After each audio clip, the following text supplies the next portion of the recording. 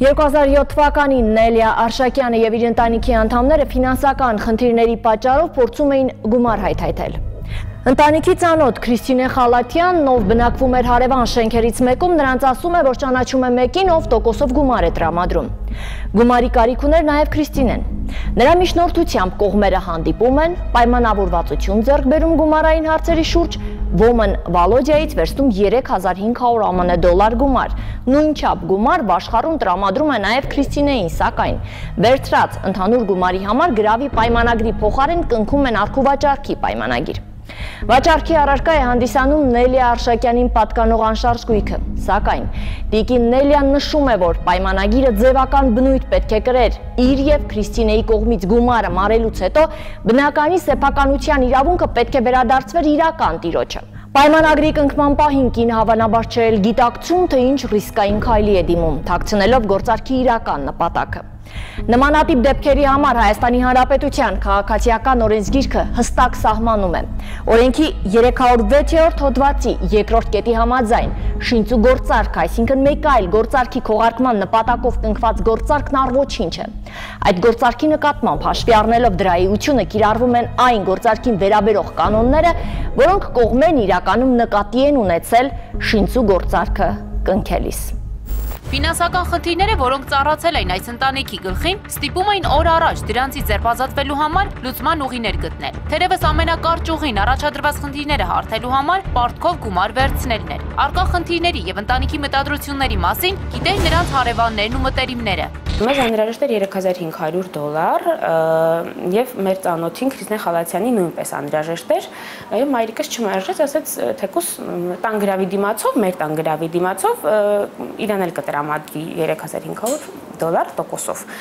որի տոկոսները, այսինքն 7000 դոլարի տոկոսները պետք է վճարեինք հավասար, հա, մեր ընտանիքը եւ Քրիստինե Խալաթյանը։ Նելիա Արշակյանը եւ Քրիստինե Խալաթյանը հանդիպում են Ոմն Վալոդիային, ով տոկոսադրույքով նրանց է տրամադրում 7000 ԱՄՆ դոլար գումար, որպես գրավ է հանդիսանում Նելիա Արշակյանին պատկանող բնակարանը։ Նելիա Արշակյանը 1988 թվականից ի վեր բնակվում է Տավթաշեն 4-րդ թաղամասում գտնվող այս բազմաբնակարան շենքում, 2007 թվականին ֆինանսական խնդիրների պատճառով իր բնակարանը գրավադրելու փոխարեն կատարել է առողջարքի պայմանագիր եւ հայտնվել դատական քաշքշուկների մեջ։ Բոլորս էլ երկու կողմներ գիտեր, որ այդ պայմանագիրը առողջարքի է, բայց պայմանականորեն, հա, իրականում տուն չէինք վաճառելու մենք տվյալ անձին, ինքը մեզ տրամադրել էր 7000 դոլար եւ մենք տոկոսագումարները վճարում էինք։ 2007 թվականի ապրիլ ամսին կնքված պայմանագրի համաձայն այս բնակարանը սեփականության իրավունքով անցնում է Վալոդիային։ Իմացա, ջղայնացա, ասացի, որ դուք կարող եք հետո ապացուցեք։ Առաջի վաճառողը, որը կարելի է ասել առաջի գումար տվողը 7000 ԱՄՆ դոլարին համարժեք դրամը 5% տոկոսադրույքով մեկ ամիս անց իմանում է իր ընկերներից, որ դա քրական շրջանակներում կարող է հանցագործություն է, կարող է իր հետ որևէ խնդիր առաջանալ, դիմում է սեփականատերերին, պահանջում է, որպեսզի վերադարձնեն 7000 ԱՄՆ դոլար գումարը եւ ասում է, որ ինքը իրականում չի իմացել, որ դա օրենքի սահմաններում իրավասու չէ տոկոսով գումար տալը եւ անգամ տոկոսով գումար չի վերցնում, այլ խնդրում է ընդհանրապես, որպեսզի վերադարձնեն իր 7000 ԱՄՆ դոլարին համարժեք դրամը, իսկ ինքը վերադարձնի բնակարանը սեփականատերերին եւ այդպես է տեղի է ունենում։ Գտնելով Սուսաննա Պետրոսյանին, Քրիստինե Խալաթյանը, նոտար գնալուց գնացինք նոտարական գրասենյակ, որտեղ որ առաջի սեփականատիրոջը Սուսաննա Պետրոսյանը 7000 դոլարը տվեց Քրիստինային իմ ներկայությամբ, Քրիստինե Խալաթյանը փոխանցեց Վալոդիային, մեր առաջին սեփականատիրոջը, ով որ մեզ տրամադրել էր տոկոսով 7000 դոլար գումար, գործարքը այդպես է տեղի ունեցել, այսինքն առաջին սեփականատերը Վալոդյան տունը չի վաճառել Սուսաննա Պետրոսյանին, ներկայիս մեր տան սեփականատիրոջը։ Մի խոսքով տենց 2 ամիս հետո ես տեղեկացվա, որ իրենց բնակարանը երկրորդ անգամ վաճառվեց Ոմը Սուսաննային։ Եվ այսպես կողմերը պայմանավորվում են, որ սեփականատերերը եւ Քրիստինե Խալաթյանը ամսական 5%-ը կփոխանցեն Սուսաննա Պետրոսյանին։ Կատարված գործարքից հետո Քրիստինե Խալաթյանը իր եւ տիկին Նելիայի կողմից իրեն փոխանցված ամսական տոկոսագումարը տալիս էր Սուսաննա Պետրոսյանին։ Եղել է դեպք, որ ես ինքս էլ ներկա եմ եղել տոկոսագումարը փոխանցելու ժամանակ ներկա եմ եղել։ Մեկ տարի Սուսաննա Պետրոսյանին ամսական տոկոսագումարը վճարելուց հետո իմանում է, որ Քրիստինե Խալաթյանը մեկ այլ քրեական գործի շրջանակներում ձերբակալվել է եւ հայտնվել անազատության մեջ, չկարողանալով վճարել գումարը։ Իսկ Նելիա Արշակյանի մոտ ի հայտ են եկել առողջական լուրջ խնդիրներ։ Նրանք Սուսաննային տեղեկացնում են, որ չեն կարողանում գումարը վճարել եւ խնդրի լուծման տարբերակներ առաջարկում։ Տիկին Նելիայի ներկայացուցչի պնդմամբ Սուսաննան որևէ պատասխան չի տալիս եւ այս խոսակցությունից որոշ ժամանակ անց դիմում է դատարան որպես սեփականատեր, պահանջելով, որ Նելիա Արշակյանը եւ ընտանիքի անդամները լքեն սեփականության իրավունքով իրեն պատկանող բնակարանը։ Ստացվում է, որ պարտքով գումարի դիմաց երաշխավորելով պարտքի մարումը կնքվում է ձևական առքուվաճառքի պայմանագիր, որն էլ իրական տանտերերին զրկում է իրենց սեփական բնակարանից։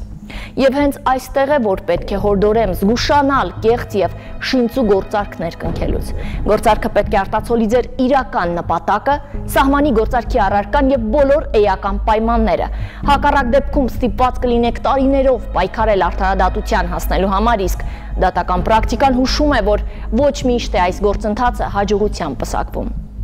Այնպես որ երկար մտածեք ստորագրելուց առաջ։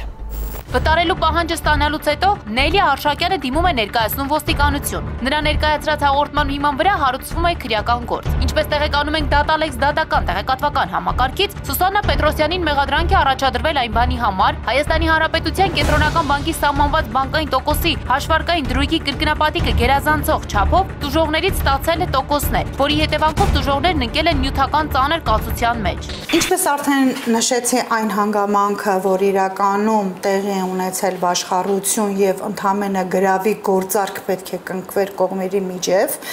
այդ հանգամանքը հաստատվում է դատավճռով։ Իմ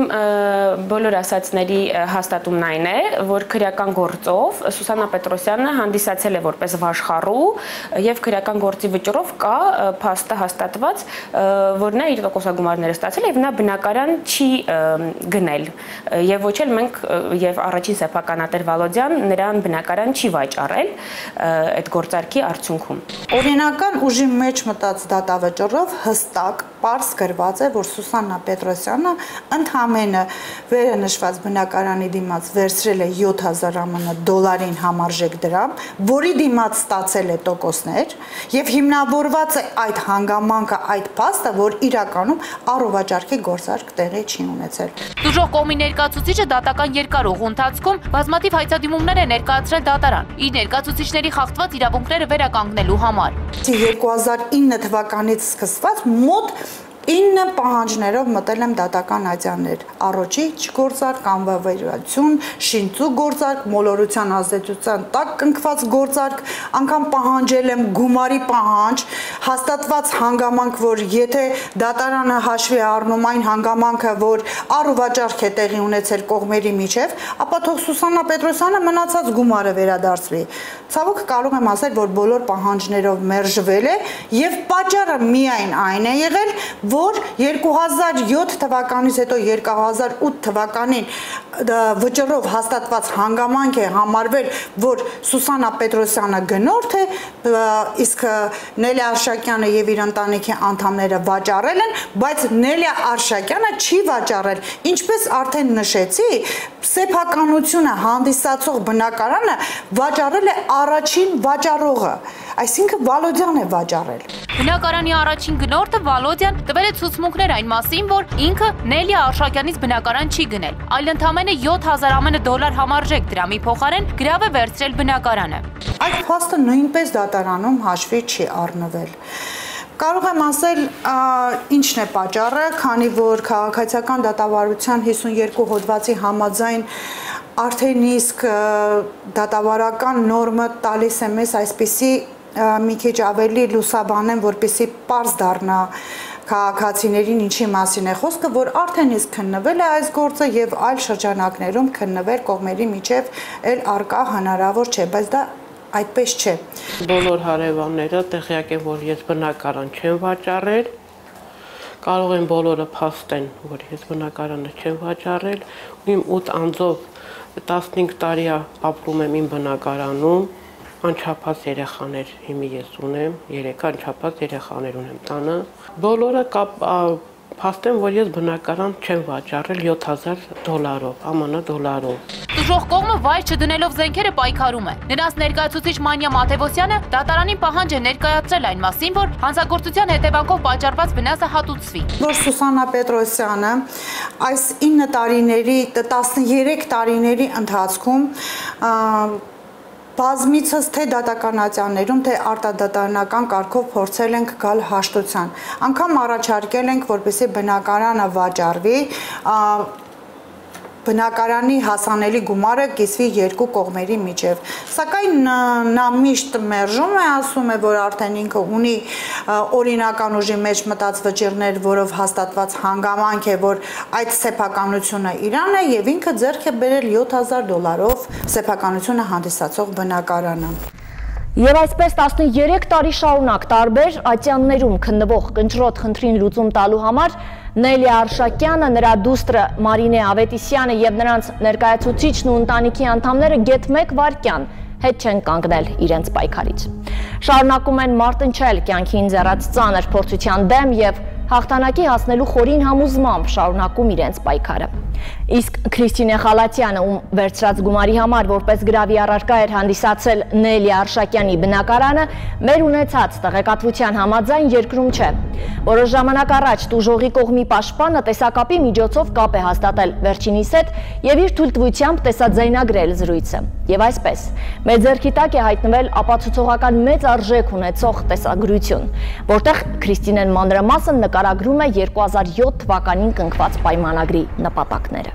Իմ ներկայության Վալոդյան $7000 է տվել տիկին Նելիային, որից $3500 տվել է ինձ։ Փաստաբանի հետ տեսակապի ժամանակ նշել է Քրիստինե Խալաթյանը, հավելելով, որ որոշ ժամանակ անց բնակարանի սեփականատեր է դառնում Սուսաննան, եւ նրանք պարտավորվում են ամսավճարները փոխանցել Սուսաննային։ Սովետային ճանաչում է իր Սուսաննայի տալին։ Իրան այդ բանը ենք անում, Սովետան ասել, բա չես գնում, Սուսի ասեց, ուզում եմ գնամ, բա գումար չունեմ, բայց բանկարան գումար կճարեմ, իրար հետ գնամ։ Բան ասի պրոբլեմ չկա։ Սովետանից տվեց զանգեց Սուսաննային, բա Սուսան Քրիստիկին փոխտուր իրար հետ գնան Թուրքիա։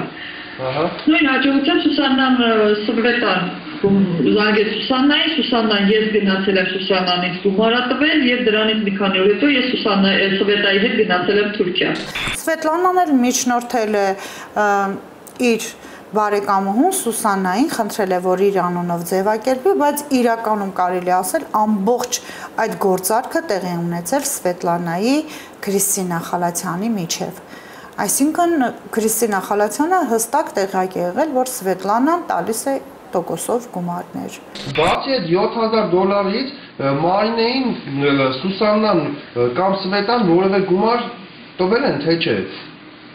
Չեն տվել, իրանք ինձ են տվել։ Քրիստինեն տեսակապի ընթացքում հաստատել է, որ մինչև սեպտեմբեր նկատ ժամանակահատվածը ամսական վճարները կատարել է։ Չէ, ես ամեն ինչ ասում եմ, եւ ես պատասխանատու եմ իմ ասածներին։ Ես ունեմ փաստեր, որ իրանք գումար ինձ են տվել, իմ Թուրքիա են եկել։ Ես ամեն ամիս իրանք տոկոսը նորմալ վճարել եմ եւ ունեմ փաստ, որ ես մինչև սեպտեմբեր տոկոսը նորմալ վճարելուց հետո հոկտեմբերից հետ դեպք ա եղել, ինքը հոկտեմբերին տեսել է, որ ես կալանավորվում եմ, գնացել եմ դիմել դատարան։ Ընտանիքի վաղեմի հարևանուհին, ով սրտի ցավով է խոսում ընտանիքի հետ կատարվածի մասին, նշում է, որ դեռևս 2007 թվականին բոլորն էին տեղյակ, որ իր հարևանուհին Նելիան բնակարանը չի վաճառել եւ ավելին, վաճառելու մտադրություն չի էլ ունեցել։ Պարզապես ֆինանսական խնդիրների պատճառով իր բնակարանը գրավադրել է եւ տոկոսով գումար է վերցրել իր եւ Քրիստինեի համար։ Շուրջ 13 տարի դատական տարբեր ատյաններում քննվող խնդիրը դեռևս լուծում չի ստացել։ Օրեր առաջ Երևան քաղաքի դատարանի Արաբկիրի նստավայրում դատավոր Արմեն Դանիելյանի նախագահությամբ պետք է տեղի ունենար այս գործով հերթական դատական նիստը։ Դատական նիստերի դահլիճում կատարվածը լուսաբանելու եւ պատասխանող կողմի հետ զրուցելու,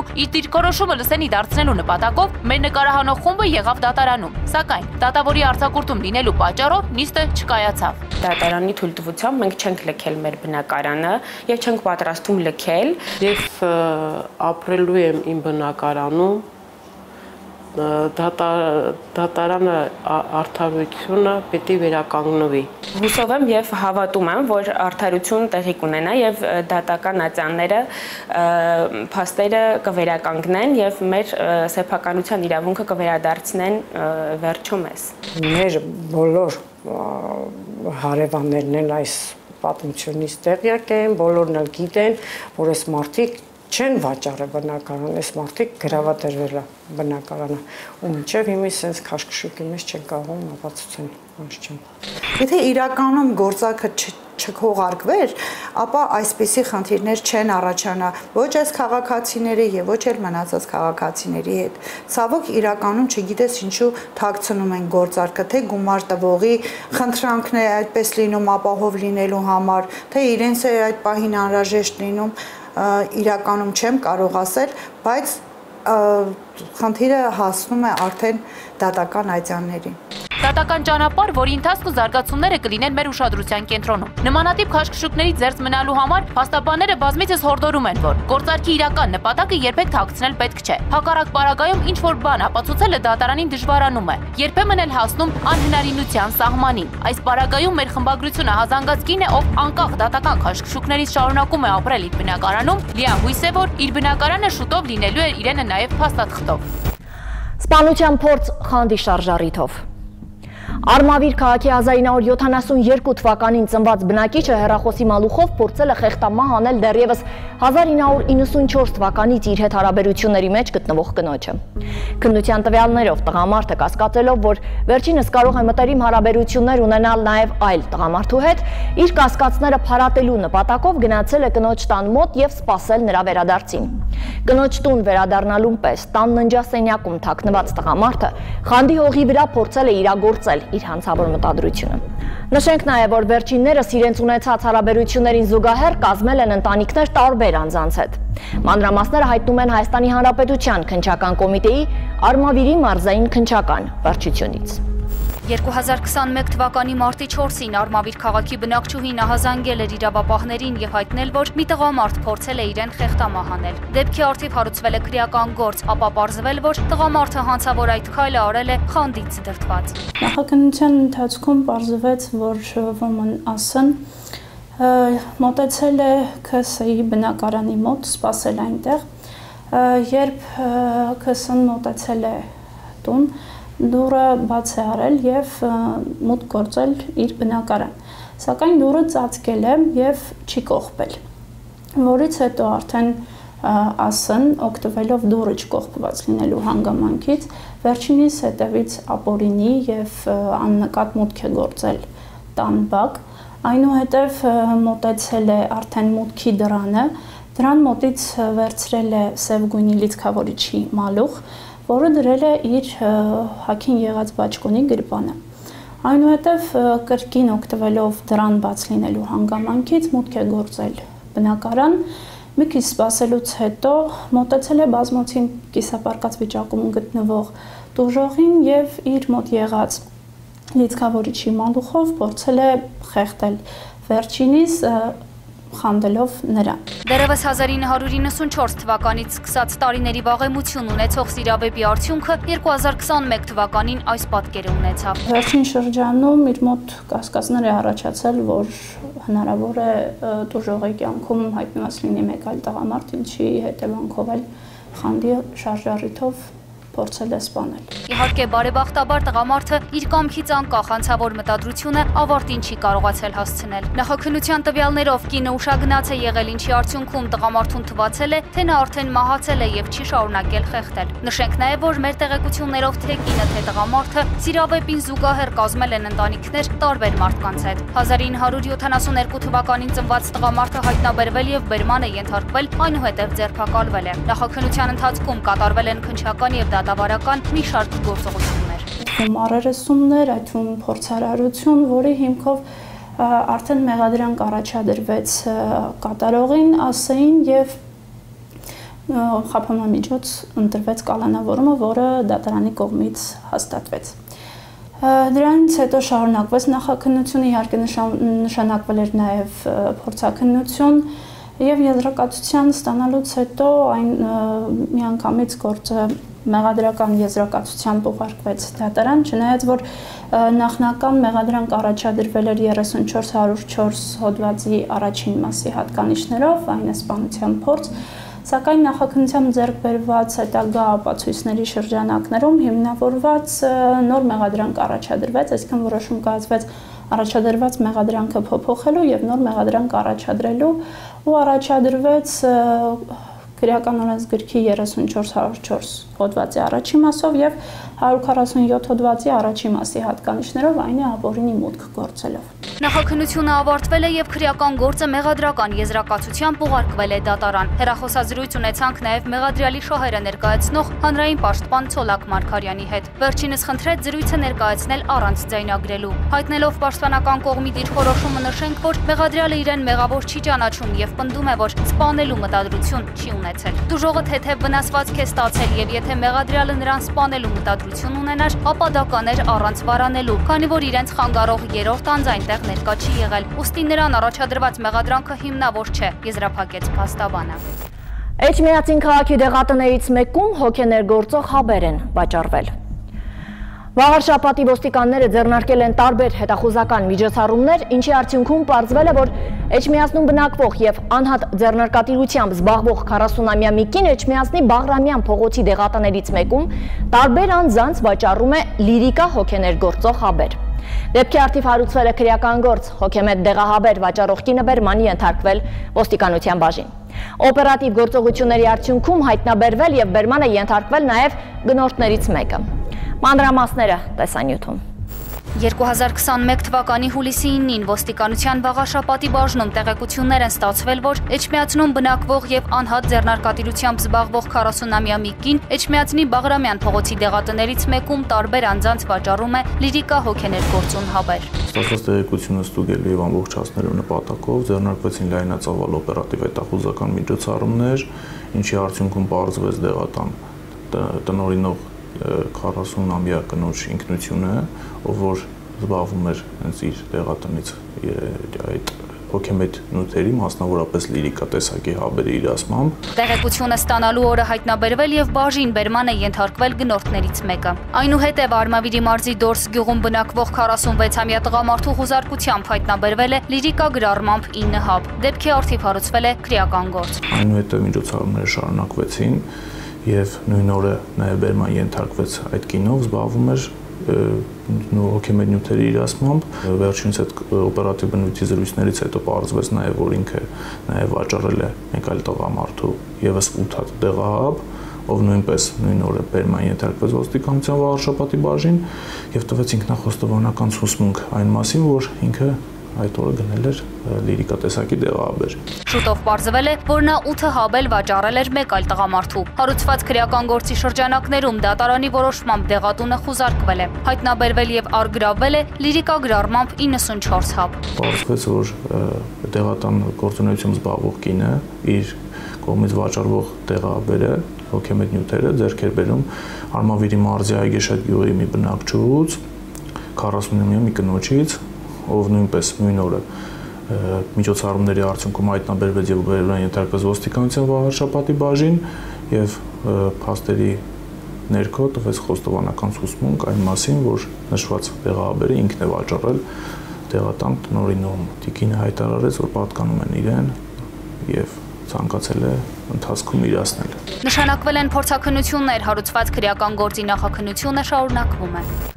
Հուլիսի 11-ին ժամը 19:45-ին Հրազդան քաղաքի կենտրոնում պայթուն է եղել։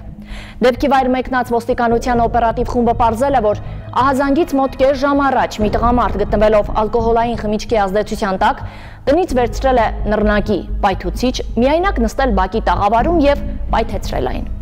Պայթունի հետևանքով տղամարդը վնասվածքներ է ստացել եւ տեղափոխվել Հրազդան բժշկական կենտրոն։ Պարզվել է, որ տղամարդը պայթուցիչը բերել է իր հետ Արցախից։ Տեղի ունեցած պայթունը դիտավորություն թե ազգուշություն է։ Դեռևս պարզ չէ, կպարզվի նախաքննության ընթացքում։ Ոստիկանության Հրազդանի բաժնում դեպքի հանգամանքները դեռևս քննությամբ պարզվում են։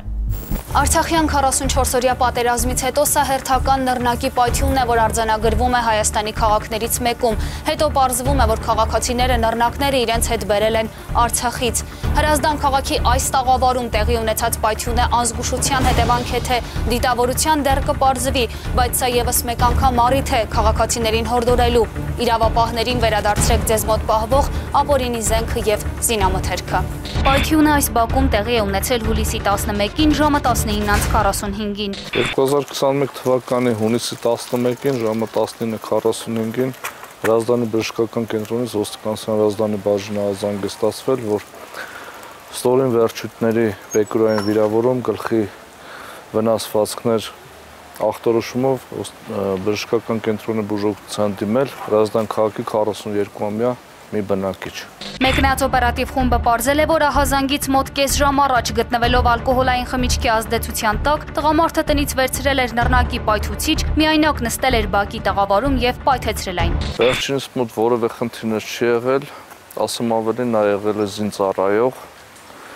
հետաքննությունը կպարզի, թե ինչն է եղել պատճառը։ Ոստիկանները դեռ հնարավորություն չեն ունեցել զրուցելու 42-ամյա տղամարդու հետ, ըստ բժշկի տեղեկանքի, նա ի վիճակի չի եղել բացատրություն տալու։ Ոստիկանության մեր զրուցակցի տեղեկություններով վիրավորում ստացած տղամարդու վիճակը հիվանդանոցում կայունանում է։ Խոսվել է բժշկի հետ վերջինս առողջության մասին, տուժողի հետ դեռևս չի հաջողվել խոսել, քանի որ ըստ բժշկի տեղեկանքի վերջինս ի վիճակի չի եղել բացատրություն տալու։ Հետաքննության շրջանակներում ամեն ինչ պարզվի։ Նյութերի նախապատրաստման ընթացքում իրավապահները պարզել են, որ տղամարդը պայթուցիչը բերել էր Արցախից ու ոչ միայն պայթուցիչ։ Նրա տնից հայտնաբերվել է պոլիէթիլենային տոպրակով փաթեթավորված բրեզենտե պայուսակներ, որոնց մեջ եղել է 3 նռնակ, նռնակի 3 պայթուցիչ եւ 119 փամփուշտ։ Զինամթերքը փաթեթավորվել եւ կնիկվել է փորձաքննության ուղարկելու համար։ Դեպքի հանգամանքները քննությամբ պարզվում են։ Տղամարդու առողջական վիճակի եւ պարզվելիք հանգամանքների մասին հավելյալ կտեղեկացնենք մեր առաջիկա թողարկումներում։ Հայաստանի Հանրապետության գլխավոր դատախազության պետական շահերի պաշտպանության վարչությունում ուսումնասիրվել են հաշվեկնիչ պալատի 2021 թվականի աշխատանքի եւ սոցիալական հարցերի նախարարության հաշվեկնության արդյունքները։ Ուսումնասիրության արդյունքներում ընդգրկված են եղել նաև Վարդենիս նյարդահոգեբանական տուն-ինտերնատ կազմակերպության շահառուների գործարքները։ Պարզվել է, որ շահառուների թվով 11 գործարքներ են կատարվել, որոնցից 10-ով խախտումներ են արձանագրվել։ Հիշյալ խախտումների դեպքերի առթիվ հարուցվել են քրեական գործեր։ Դատախազությունը հանձն է առել ուսումնասիրել նաև մանկատների շահառուներին հատկացվող բնակարանների վերաբերյալ եւ այլ ոչ առևտրային կազմակերպությունների գործունեությունը, որոնց արդյունքների մասին հավելյալ կներկայացնենք մեր առաջիկա թողարկումների ընթացքում։ Հայաստանի Հանրապետության գլխավոր դատախազության պետական շահերի պաշտպանության վարչության կողմից մի շարք պետական ոչ առևտրային կազմակերպություններում կատարված ուսումնասիրությունների արդյունքում հայտնաբերվել են խախտումներ։ Որպես օրինակ, դատախազության մեր զրուցակիցը ներկայացնում է Վարդենիս նյարդահոգեբանական տուն-ինտերնատ ՊՕԱԿ-ի շահառուների գործարքներում կատարված խախտումները։ 10 խախտում 11 գործարքից։ Պարզվել է, որ վկայակոչված խախտումներով հարուցվել են 2 քրեական գործեր, հարուցված քրեական գործի ուսումնասիրությամբ պարզվել է, որ տեղական ինքնակառավարման մարմինների պաշտոնատար անձինք անտեսել են այն հանգամանքը, որ շահառուները գտնվում են անգործունակ են եւ գտնում են Վարդենիս նյարդահոգեբանական տուն-ինտերնատ պետական ոչ առևտրային կազմակերպության խնամակալության ներքո, տվել են այլ անձանց տվել են խնամակալության իրավունք եւ տվել են նաեւ գույքի օտարման համաձայնություն, որի արդյունքում օտարվել են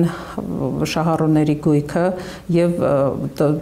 շահառուները զրկվել են սեփականության իրավունքից։ Բացի այդ, մեկ այլ դեպքով էլ պարզվել է, որ խնամակալի փաստացի տիրապետման հիմքով ժառանգության իրավունք ընդունած ժառանգ է ճանաչվել խնամակալը, որի վերաբերյալ սակայն տեղեկություն չի ներկայացվել Վարդենիս նյարդահոգեբանական տուն-ինտերնատին կամ այն կազմակերպությանը, որտեղ գտնվել է նա։ Պարզվել է նաև, որ 7 դեպքով ուղղակի շահառուները չեն մասնակցել ժառանգության